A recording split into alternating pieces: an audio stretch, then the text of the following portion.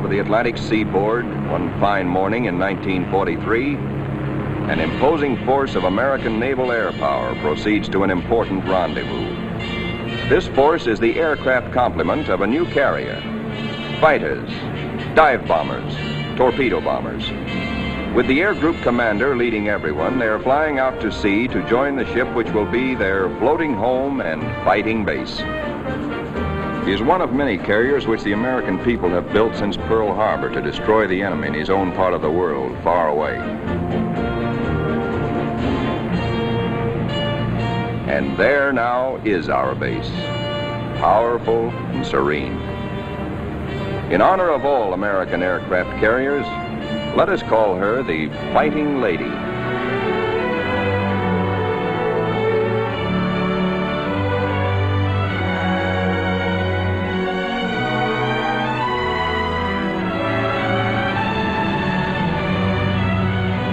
Against a good solid wind with their tail hooks down, our planes come into the broad flight deck of their new home.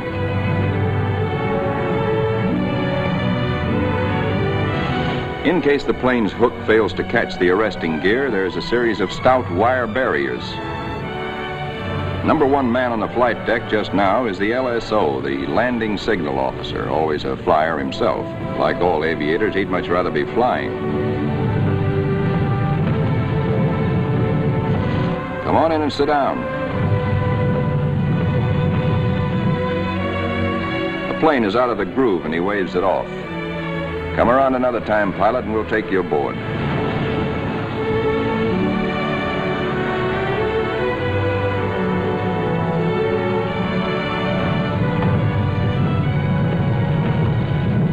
When planes land, they taxi quickly forward out of the way. Later, they'll have to be shifted to the stern and rearranged in proper position for takeoff. This is called respotting the deck. Here is our skipper, Jocko, a veteran Navy flyer, Annapolis, 1917.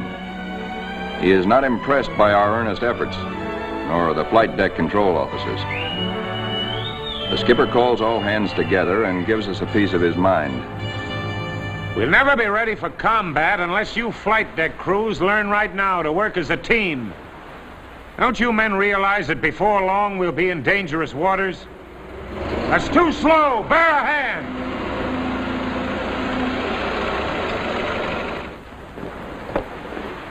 Watch out. Keep that wing clear. Get it over to starboard. Way over to starboard. Come on, get the lead out of your pants. Now this is the way your deck should look when you're ready for action. Our ship, our Fighting Lady, is enormous, wonderful, and strange to us. From stem to stern, the entire ship is a honeycomb of watertight and flame-proof compartments. Far below the waterline are engine rooms, fire rooms, fuel tanks, magazines packed with enough assorted high explosive to blow us all to kingdom come. The hangar deck is like a gigantic tunnel, nearly 2 city blocks long and wide enough to house 4 freight trains abreast.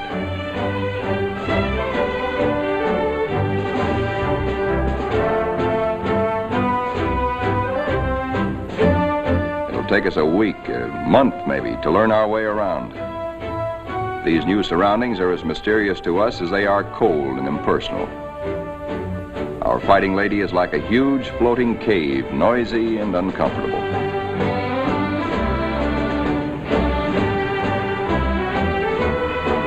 Elevators as big as a tennis court carry us topside to the flight deck. The great superstructure rising amidships is called the island. This is truly the ship's nerve center, its fighting brain. 85% of us who make up the Fighting Lady's family are volunteers in this war and have never been to sea before.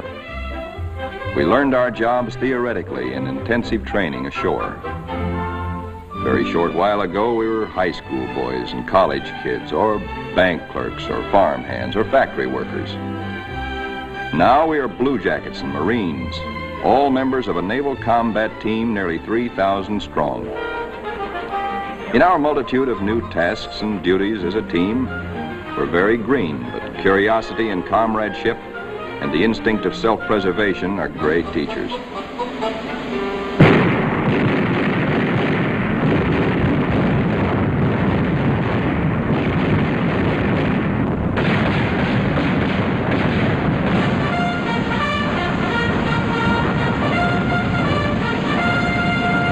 Some of us have to master the delicate and complicated instruments which control the fire of our 5-inch batteries, the guns that must defend the Fighting Lady when enemy dive bombers and torpedo planes attack.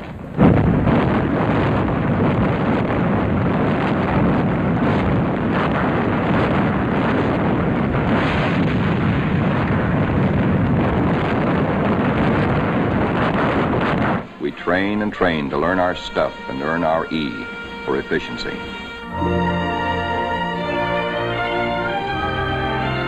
The Fighting Lady's destination is still a closely guarded secret, but no one can hide the fact that we are entering tropical waters. Our ship seems more friendly and comfortable now, and we greenhorns feel that a suntan will at least make us look like fighting sailors. Even our mascot, Scrappy, has been at sea longer than most of us.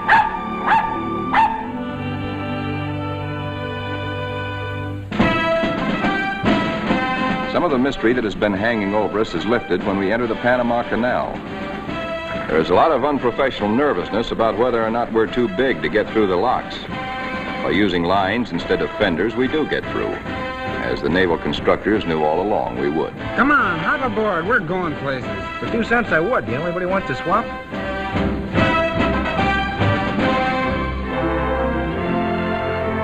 Now we stand out into the Pacific, and life aboard settles down into monotony. Here are our aircraft pilots, officers all. Ship's company call them the Glamour Boys. They are the men who fly and fight our planes. All the efforts of all the rest of us are concentrated on putting these people into the air and getting them back again. Most of us are hiding a certain amount of nervousness and anxiety, for many of us are Johnny-come-latelys, reserve officers who only recently learned to fly at Corpus Christi and Jacksonville. Others among us are specialists who trained at Quonset Point, Rhode Island. Reserves are called by the regulars, in a friendly way, 90-day wonders. In return, the Annapolis regulars are called the Trade School Boys. But whether Quonset or Annapolis, all are bound together in the fraternity, the close fellowship of Navy men.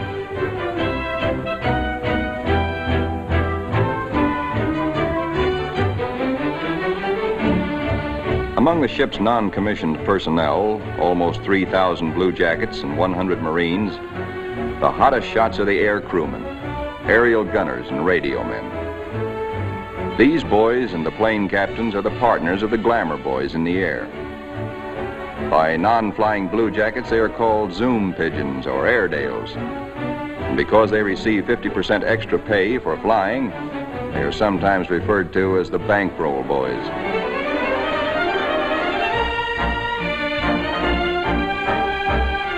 Everybody aboard ship backs up the flying group. This requires the efforts of all manner of people.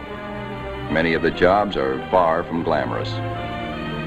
All the little tasks and services you find along Main Street must be performed by some members of our carrier's crew. For though the Fighting Lady is a powerful ship of war, she is also a sizable American community, whose population must be supplied with all the necessities and some of the comforts of home. Doc Sorensen, the pharmacist's mate, is just like a village druggist. And next door is our hospital called Sick Bay. It has only a few patients now, but soon it is to be filled with our wounded. Men like these who perform the humble jobs that make life aboard a fighting carrier more bearable, the barbers and the cobblers, are seldom mentioned in communiques. They all have a place in our fighting team. Weeks pass. Now we are far out into the Pacific, which is a very considerable body of water. Monotony shuts down on us between our duties. Guessing where we're bound is still our chief pastime. Will we put into Pearl? Are we going to Iron Bottom Bay? Or maybe even to the Aleutians? All such gossip and rumor are called scuttlebutt or drinking fountain conversation.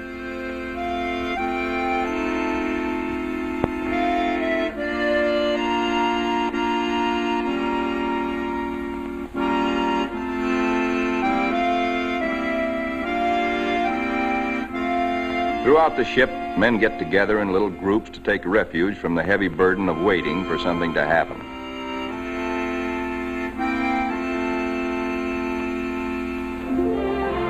And then one day, out of nowhere, comes a fast fleet tanker, and we're refueled at sea. This tells us something. This tells us that we are not going to Pearl or any other land base for a long, long time.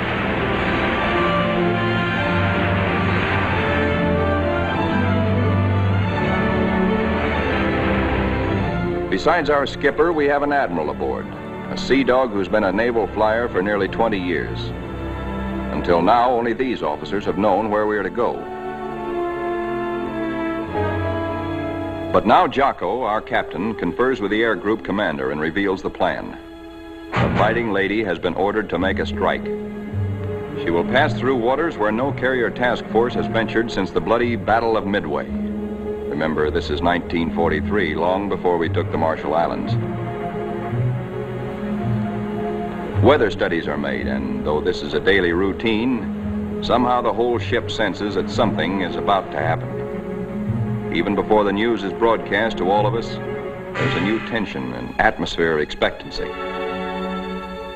And then we are told we have traveled more than 7,000 miles from Panama, so that tomorrow, August 30th, 1943, we can strike the base at Marcus Island, deep within the enemy's ring of defenses. The evening before our first strike, the air group commander briefs all his pilots with maps and a model of our target. We are sticking out our necks to within 1,000 miles of Tokyo to divert the Japs' attention from other American activities far south and east of Marcus. Those of us who have never before been in battle, that's most of us, ask a lot of questions of those who have seen action. Your seat gunners. Don't break off until you're practically on the same course and right astern of the enemy. Then push over fast. Outwardly, we try to seem composed and cheerful, but a lot's going on inside our minds. We question our most inner selves. What'll it be like? How'll we take it? Will we do all right? This is the night when a lot of boys write one more letter home.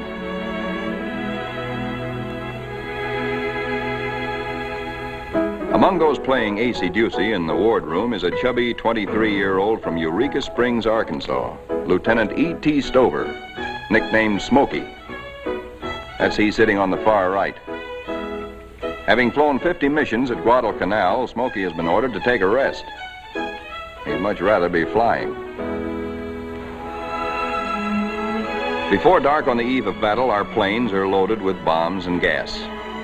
So that each plane will be in its precise position for a speedy takeoff, we spot and respot our deck.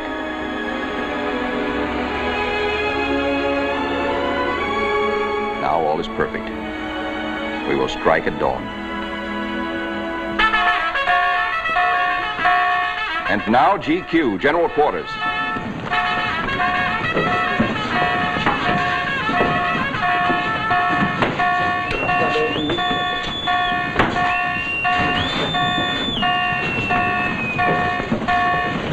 Every man on the ship goes to his battle station, his special place on the fighting team.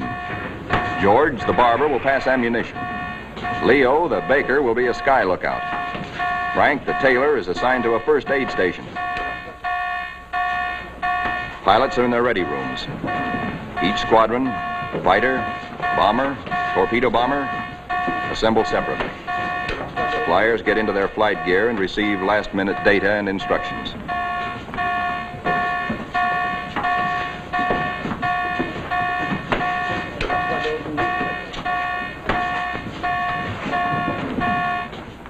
On the flight deck, our first battle dawn awaits us. Our whole ship is on hair trigger. The Fighting Lady is hardly 100 miles from the first target of her career.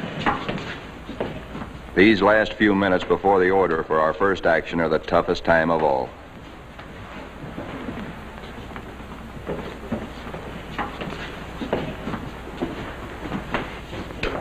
A wise man once said, "War is mostly waiting."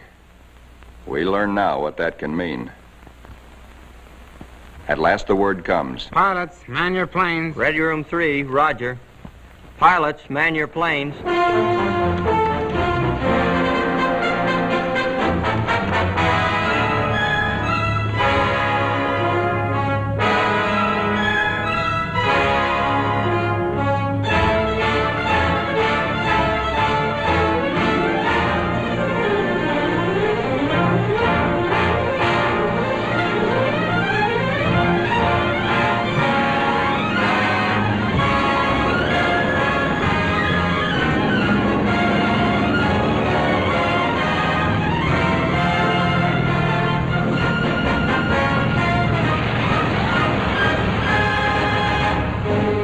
Fighters take off first to form cover aloft for the other squadrons.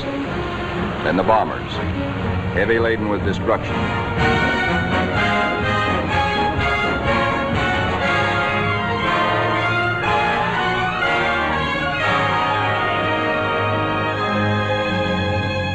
The sun has risen now, and our escorts are alert for enemy submarines. But the Fighting Lady steams boldly toward our target to lessen the distance for our planes when they return.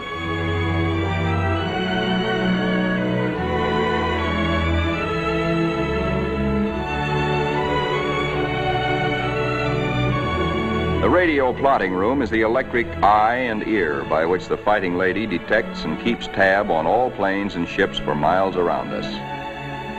Smokey, the fighting ace from Arkansas, has been put in charge of this room for our big day. Hunched among his assistants, Smokey is like a super quarterback on a super football team. He is in constant touch with our entire air group.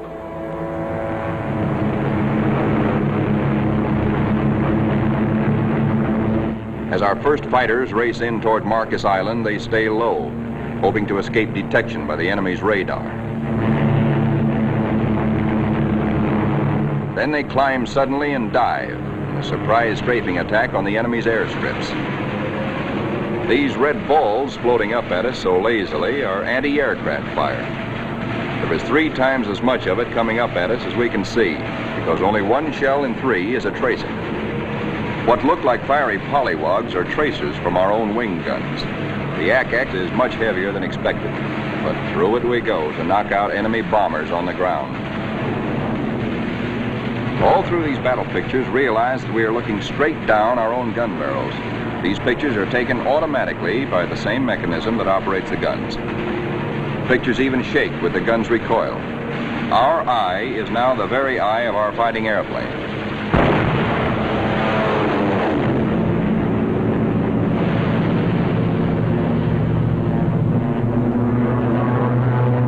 The enemy's picket boats and supply ships offshore are thoroughly strafed. No longer will these craft bring rice and sake and munitions to Marcus.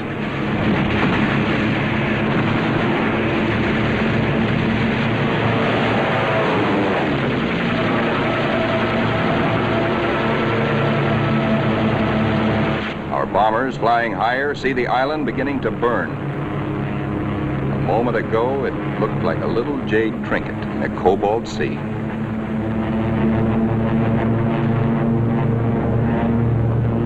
As the fighters and bombers swing victoriously away from Marcus Island, towering columns of smoke show the thorough job our boys have done. Back aboard ship, Smokey is tracking the flyers with care to be sure that none is missing and that no enemy planes are trying to follow them out to our Fighting Lady.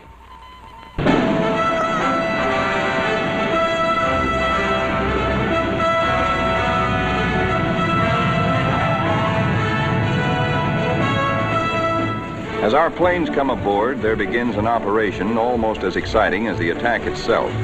A ballet after battle, with the plane directors as dancing masters. The whirling propellers fill this scene with danger, but now our crews are trained and adept.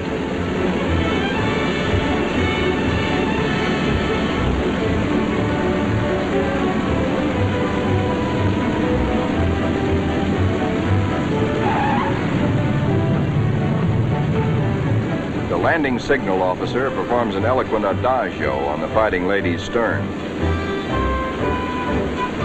warning to the rest of the cast to stay off stage until a limping member can be led out of the way.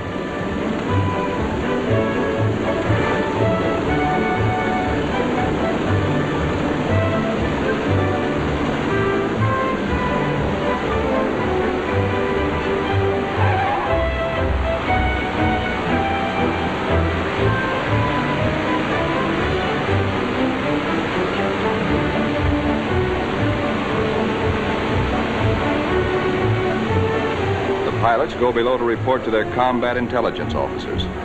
They have hot news, good news.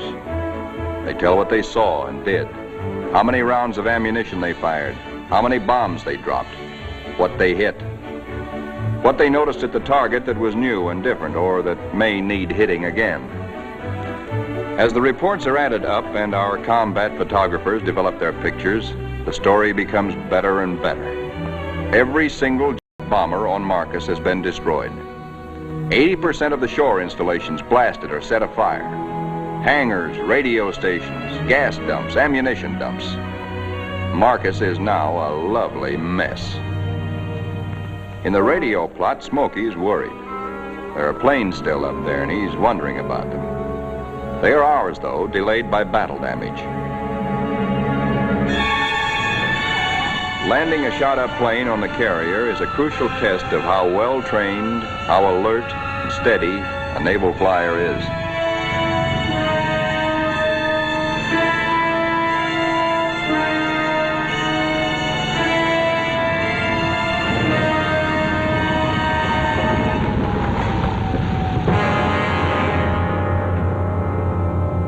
The Fighting Lady now has met her enemy. In the wardroom, the pilots who this morning felt new and nervous now talk like veterans. We have been baptized by fire and have survived nicely. We of the Fighting Lady are growing up.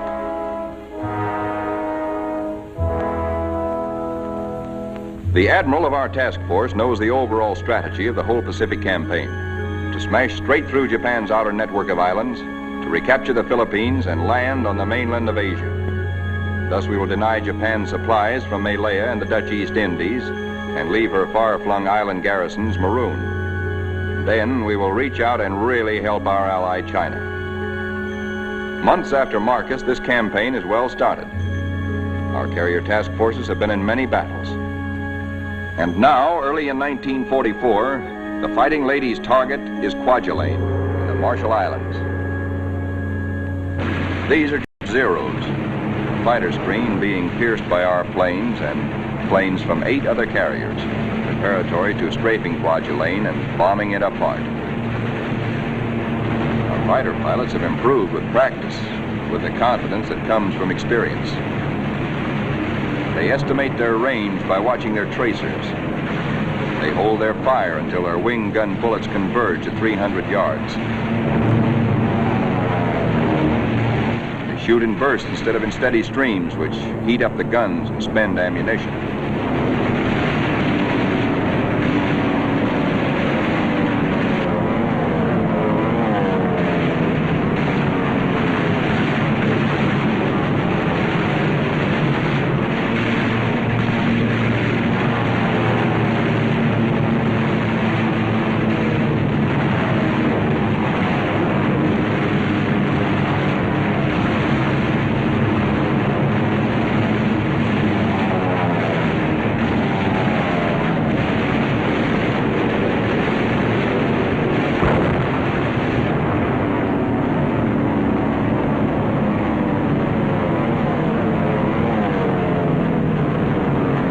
Soon have Kwajalein burning very satisfactorily.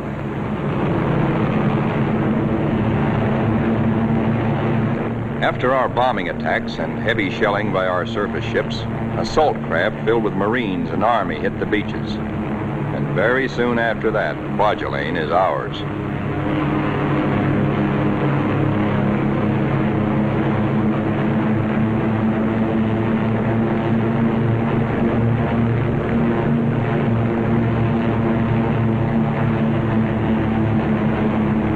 Right after Kwajalein, word comes to our admiral that at Truk, Japan's huge and secret naval fortress 1,400 miles to the west, there apparently are some heavy units of the Japanese battle fleet. Perhaps we can surprise them. Again, the Fighting Lady's squadron and squadrons from other carriers take off for combat. A lot of mouths are dry at the thought that our target is mighty Truk. The rear seat gunners look back at the Fighting Lady, wondering when and if they will ever return to her.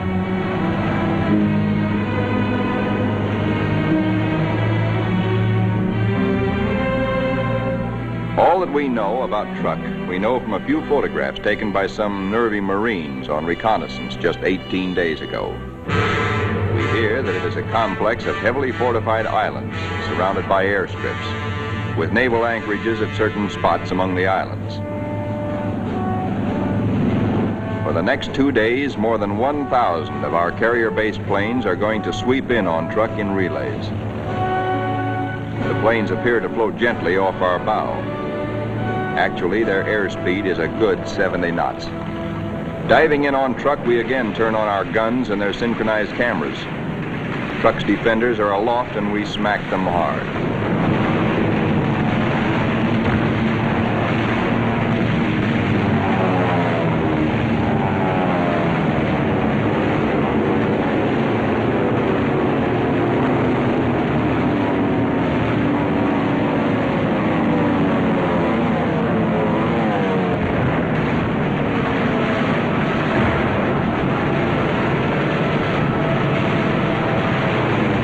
Hearts that were in men's mouths before this strike began now settle back into place and are singing once more.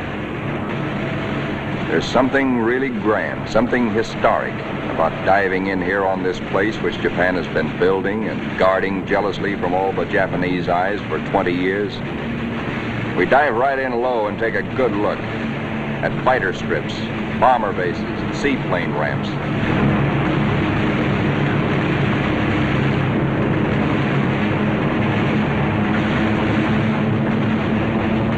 In an almost vertical dive, the pilot may black out or go blind for a moment when he pulls up and out at the bottom. But the camera won't black out. It cannot see the landing of our own bomb, for we'll be up and away before that reaches the target. But it records the hits of other planes ahead of us.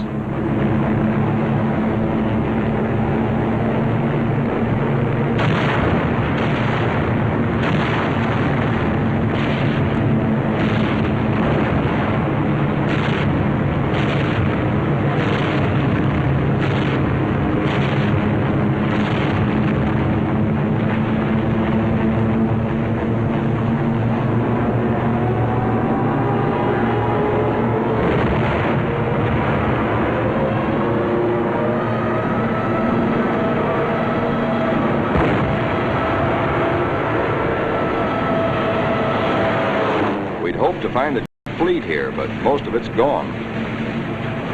Some lingering ships, including some of their fast fleet tankers, we find hiding in sheltered coves. The vessels which we are now strafing are other fleet auxiliaries, rice boats, transports, and ammunition ships.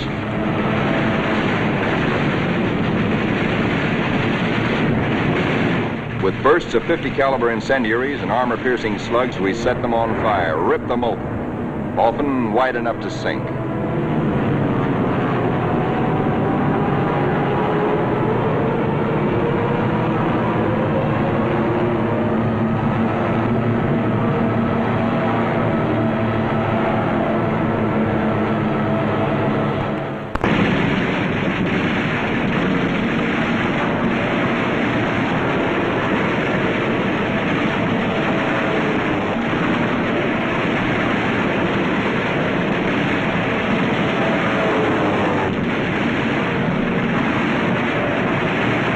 Strafing ships filled with TNT is not very healthy for pilots who dive too low. But it's hard to tell who's carrying what until the big bang comes.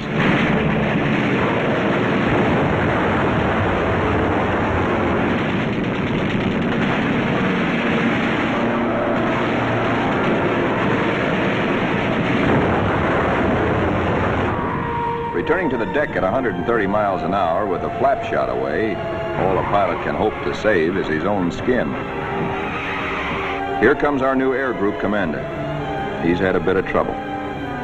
His windshield is blotted with blood and he has to feel his way aboard. Strafing at low altitude, he took a 40-millimeter anti-aircraft burst right in the face. More than 200 wounds, and his plane a sieve. But he'll live to fly again. Some planes will not return, but others come back and land somehow, anyhow. Considering the toughness of Truk, our losses are astonishingly light. No time is lost getting casualties below.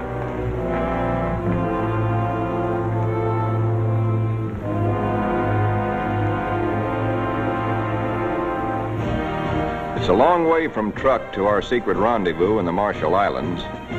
Someday it can be told just where this is.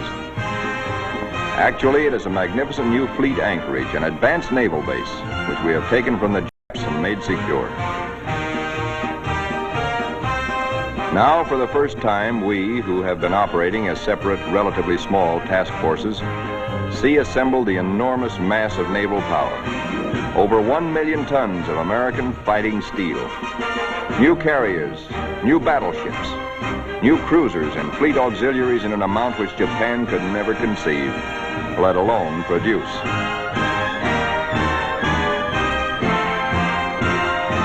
That we are able to maintain supply lines over the vast distances of the Pacific is one of the miracles of this war.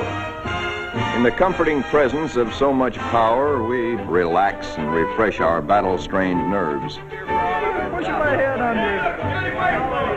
Hey, Benny, when you gonna die? Who taught you to swim? Hey! Here comes Benny. Boy. Our ship's post office now does really big business. Letters for us at last from home. Letters from us to friends and families. Our censors know our collective mood, our central hopes and thoughts. The stuff is really getting out here now. I can't tell you much about it, but oh boy. And the more we get, well, the sooner I'll be seeing you. All hands are called together. Our old skipper, Jocko, has been promoted admiral. Our new one's name is Dixie. Men, as soon as I finish talking, we are getting underway. Our fighting lady is now part of what is designated Task Force 58. As you know, our final destination is a place called Tokyo. We'll have to fight hard to get there, but when we drop our hook at Yokohama, I'm going to throw a party. All hands are cordially invited.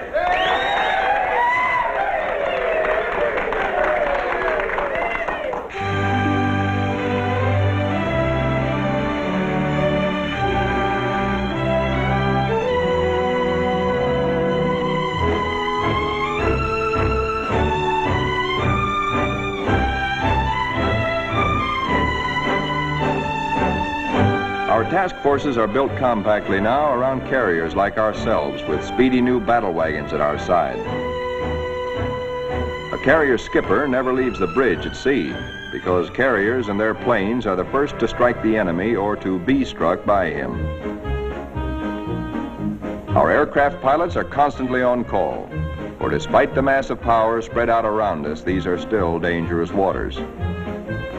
Our pilots know this all too well, but it doesn't worry them now, for they're seasoned. They know how. There are a lot of new faces among us, but most of these men, too, have been in action. At places like Hollandia, Millie, Jaluit, Palau, Rabaul, Wake, Meloilap. Our rear seat gunners and radio men are old hands now. Some of their faces are different, too, because there have been replacements. A lot of them have been made commissioned officers. There's a saying in the Navy that you never learn to love a carrier until she gets hurt. Well, perhaps we don't really love our fighting lady, but we've become mighty fond of her and almost comfortable, almost at home.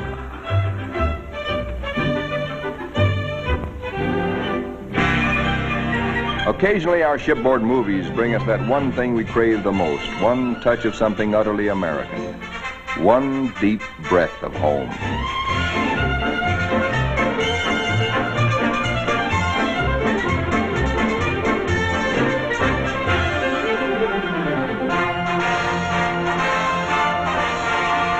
Like Jocko, our new skipper, Dixie, is an old hell-diving Navy pilot. In their battle caps, he and Admiral Mitscher look like big league baseball managers. Northwest we steam, and never before in history has an ocean borne such a weight of naval power. Not at Jutland, not at Japan's proud boast Tsushima was there anywhere near the force with which we now assert that this is our ocean. This is our air. And we're seeking the Japanese battle fleet to prove it.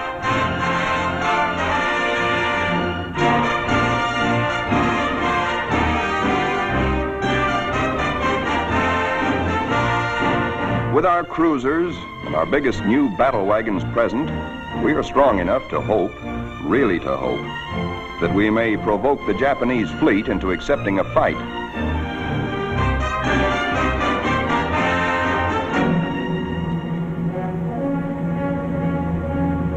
We're joined by plotting Coast Guard and Navy transports. The Marines again. So another amphibious assault is cooking.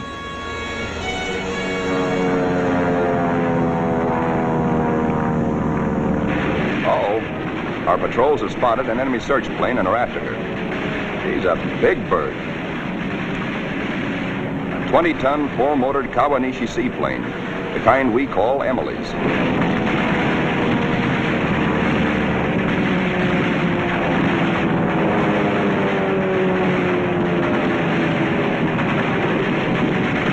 Miss Emily's a tough old girl. Right now, she's screaming for help and telling Tokyo by radio where we are. Hellcats are closing in on it.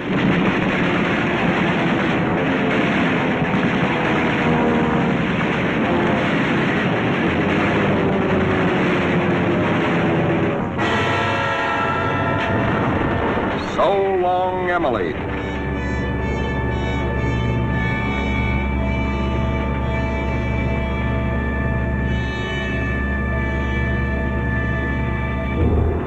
Now that the enemy knows where we are, and we know he knows, our brass hats get together on final arrangements for what may turn into another Midway. Our objective, first of many in our drive through to the Philippines and China, will be the Marianas. In battles just ahead of us, we are to make good use of a multitude of weapons, special devices, and techniques which have been evolved through the 30 years since the U.S. Navy first took to the air.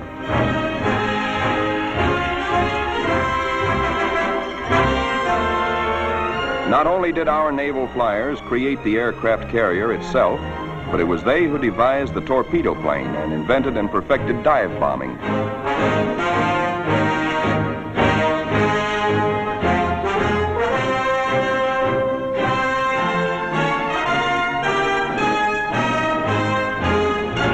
Disposed about our flight decks so that planes can be quickly armed are all manner of death-dealing objects.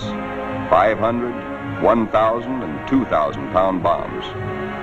We have torpedoes and incendiaries, and the kind of anti-personnel bombs we call daisy cutters.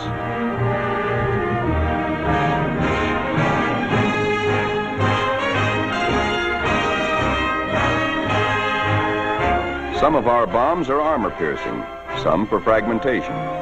Others have delayed action fuses to prolong the effect of our bombardment for hours after we have delivered it. Here are the new rockets, which pack the same wallop as a 3-inch shell. They weigh little, and because there isn't much recoil, they can be fired from planes.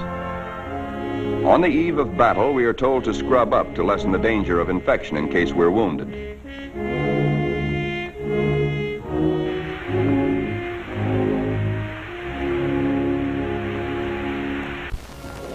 As well as our bodies, most of us prepare our souls.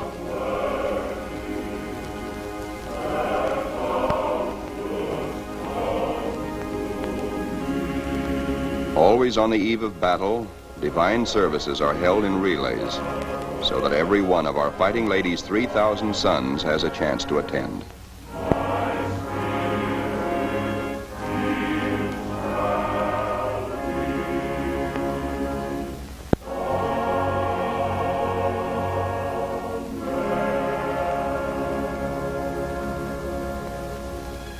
As the eve before battle lengthens, there is the usual waiting. Again, we're reminded that war is mostly waiting.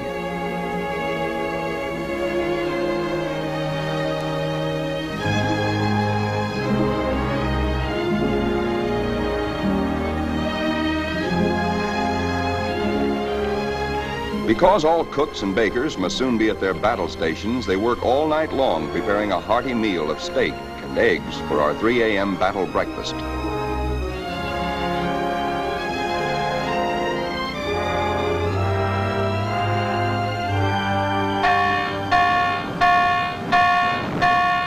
We are being attacked.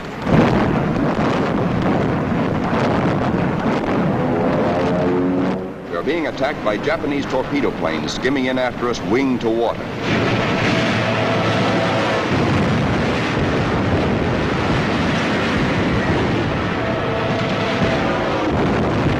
All they want is one hit on our flight deck. We have nearly 90 planes fueled and loaded with bombs, ready for the takeoff.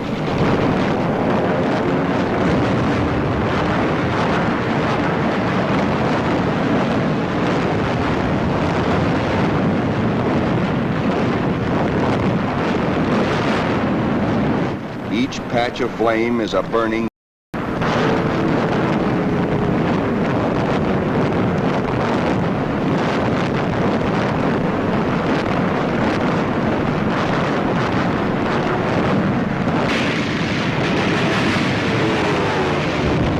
In this surprise attack, 19 ships are polished off by our ship's batteries. Not a single carrier is hit. We have been fortunate. So now commences another major moment in the Fighting Lady's career. Flight quarters sounds. In this modern warfare, the young plane captains are to their pilots what squires were to armored knights of old. In this operation, typical of many more to come, a lot of other fighting ladies will be involved. And nearly 2,000 carrier-based planes, all of them attacking in air groups like our own.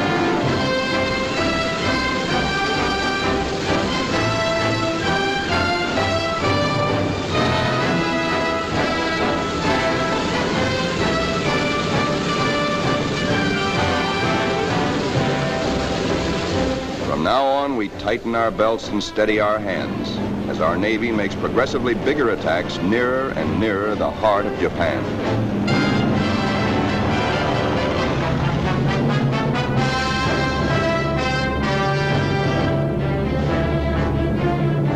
At his post and radio plot, tracking down enemy planes and cursing the luck that keeps him out of the air, Smokey chafes at being grounded on a day like this, especially when targets are juicy ones. All the air bases and military installations in the Marianas, and a special prize package, Guam, the island which we did not fortify, but the Japs did. Now comes word that the Japs have sent strong air reinforcements to Tinian, which flanks Guam. Again, our synchronized cameras record, as no human eye and memory could record, just what our guns and bombs do to the enemy. These pictures enable our air combat intelligence officers to assess the damage as we swoop down upon Tinian.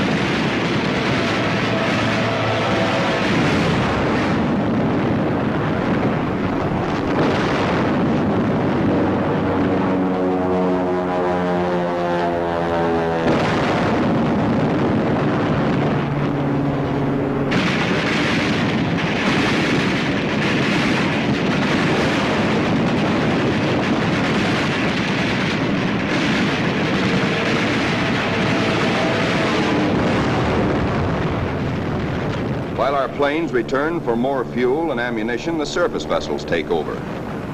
A prodigious naval barrage to prepare the beaches our assault forces are going to hit. Not only our newest, but some of our oldest and proudest battleships are here. The Colorado, the Tennessee, and the USS Pennsylvania, flagship of World War I.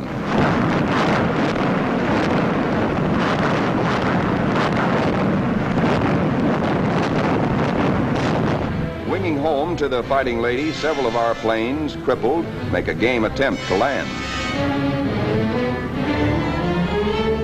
Now is when the landing signal officer must judge not only the speed, but estimate the battle damage of planes like these.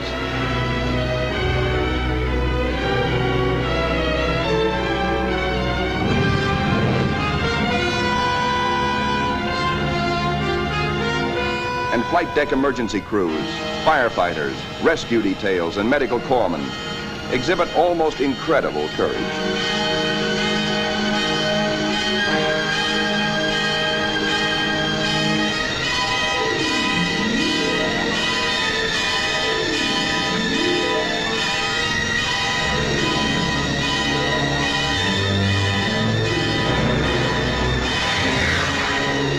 The pilot of a torpedo plane has been unable to release his load of incendiaries.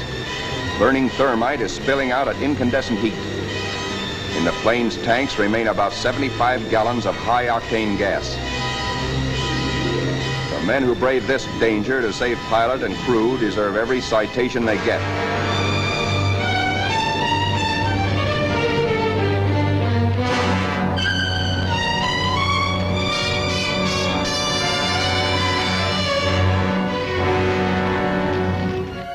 In the ready rooms, intelligence officers question battle-weary pilots. What did you see? Any carriers in sight? Are you sure they were carrier-based planes? Then from radio plot comes uncomfortable news. Torpedo planes and dive bombers from enemy aircraft carriers are approaching. All hands, man your battle stations. To our engine room go orders for flank speed, which is a few knots faster than full speed, in case we need to take evasive action. All boilers are lighted to let the Fighting Lady outdo herself if necessary. The engine room people turn on the heat, and the propeller shafts churn like fate in their alleys.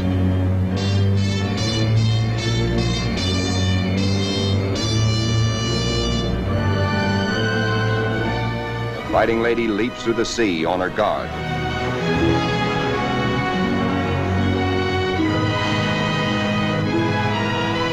Skipper Dixie gears himself for action, and so does wise old Scrappy.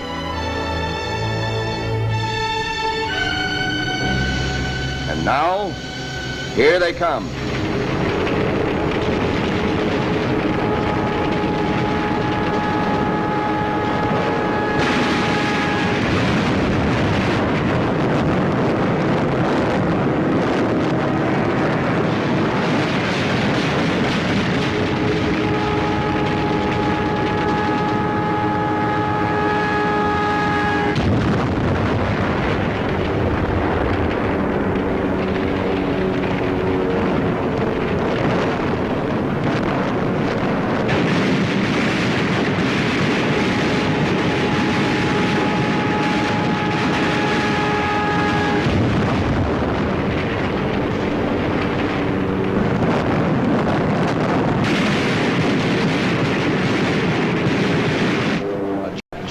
Torpedo bomber miraculously keeps coming through our wall of flak.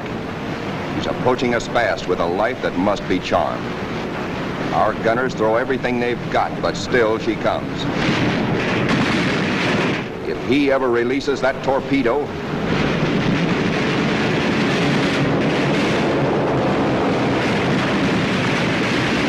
she missed us. Either the pilot was already dead or his release gear jammed. When Smokey, the pride of Arkansas, hears about that one, he almost takes off. Now our reconnaissance has spotted the Japanese task forces.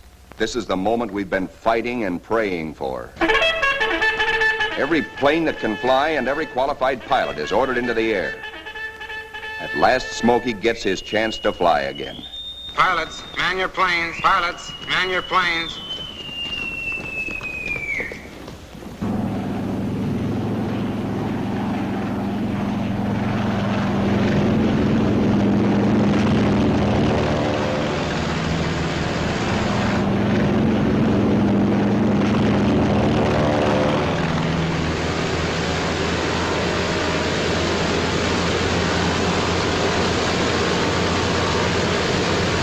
Philippine trade wind is tearing down our flight deck.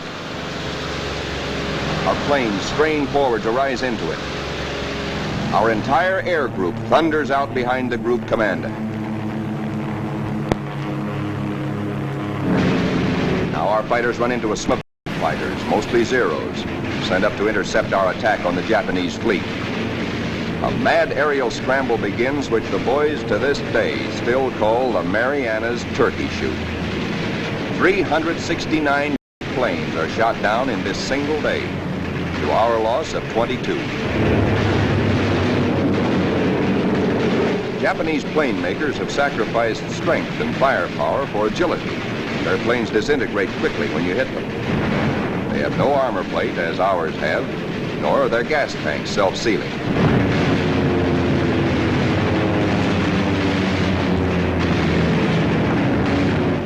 Little monkeys are fancy flyers. They think aerobatics can win dogfights, whereas we believe in smooth flying and careful shooting.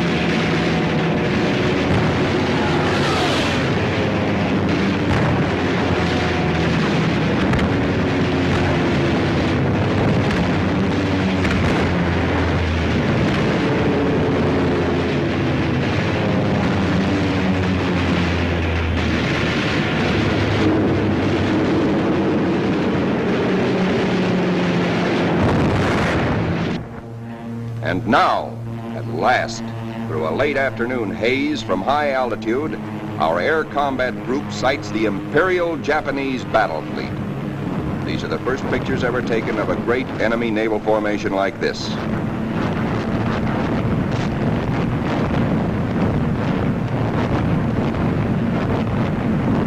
There it is, that Imperial fleet, crawling around below us in violent evasive action. Us looking down on them in the seas they think they own. Some of these Japanese ships are scampering away at better than 40 knots. When you bore straight down on them, they twist, squirm.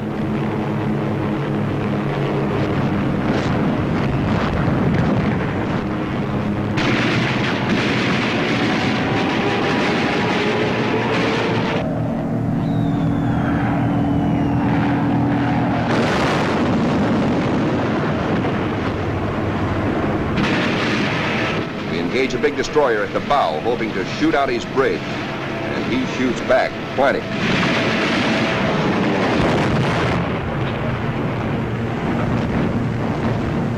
Let's go down after that cruiser. He answers us emphatically from the forward turret.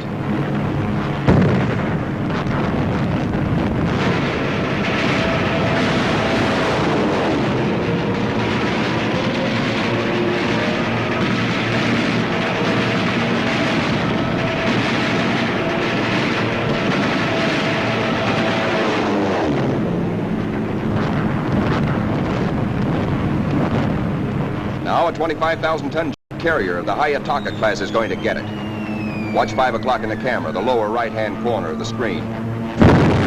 This big flat top gets it where the turkey got the axe.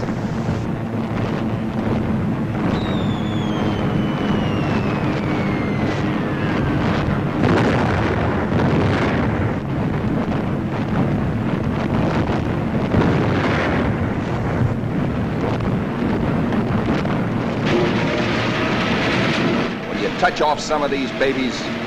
Just watch this one. And now we come home from the Battle of the Philippine Sea. 17 warships have been sunk or severely damaged.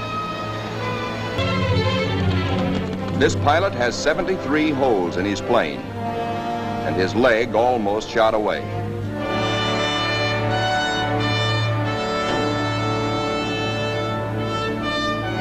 To clear the deck for other planes, number 30, badly damaged, is jettisoned, given the deep 6.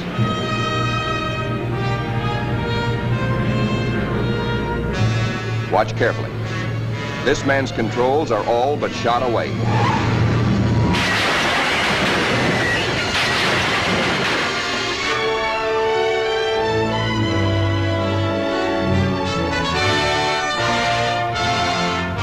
He steps out of it, smiling. And now it is time to paint up the scores. On this fine morning, just a year after being commissioned, the Fighting Lady is beginning to look like a stamp album. She has done her share, amassing Task Force 58's grand total of 757 aircraft destroyed in a 2-week turkey shoot.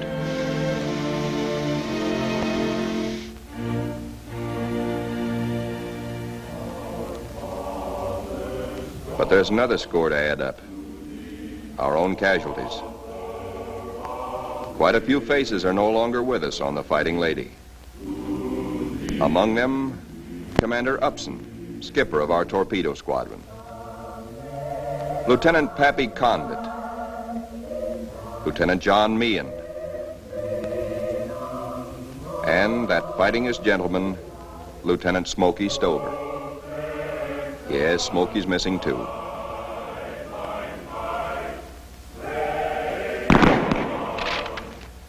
Salute them under their country's flag.